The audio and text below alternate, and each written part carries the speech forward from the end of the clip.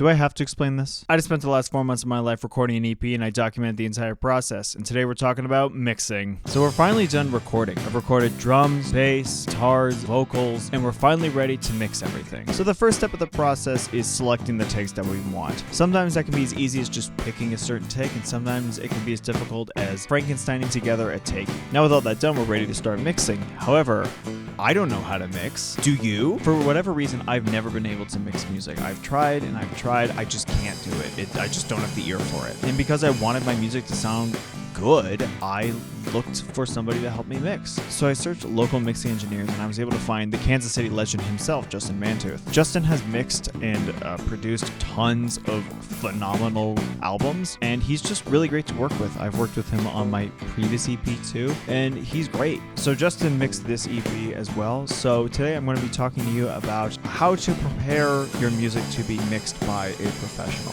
The first step I call zeroing out. I don't know if that's the correct term, but essentially you want to make renders of all of your different parts from the very beginning of your song, so measure 0 to the end of that clip. Even if 4 minutes into a song, if you have a snare clap, you want to make sure that you're rendering it from the very beginning to that clap. Step 2 is naming. You want to make sure that all your files are named very clearly, so once your mixing engineer puts it all into their DAW of choice, it's just easy to read. The process I usually go by is doing instrument _ song name. That way it's just easier for your mix engineer to keep everything organized. Third, I would say write very detailed notes. So in my notes, I go into deep detail of what microphones I used, where I used them, what instruments I used. Additionally, I provide extensive notes on what I want the mix to actually sound like, and that will include references to songs, as well as just trying to describe things as best as I can, using as many adjectives as I can, and trying to not just be like loud.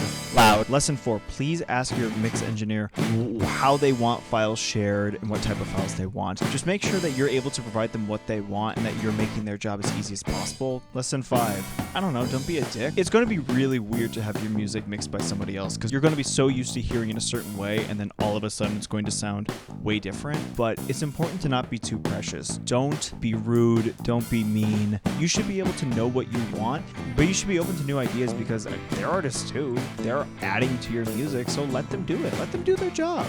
Let them work. Let them cook. Do I seem young? So after a few rounds of edits with Justin, the music was ready. The EP was done.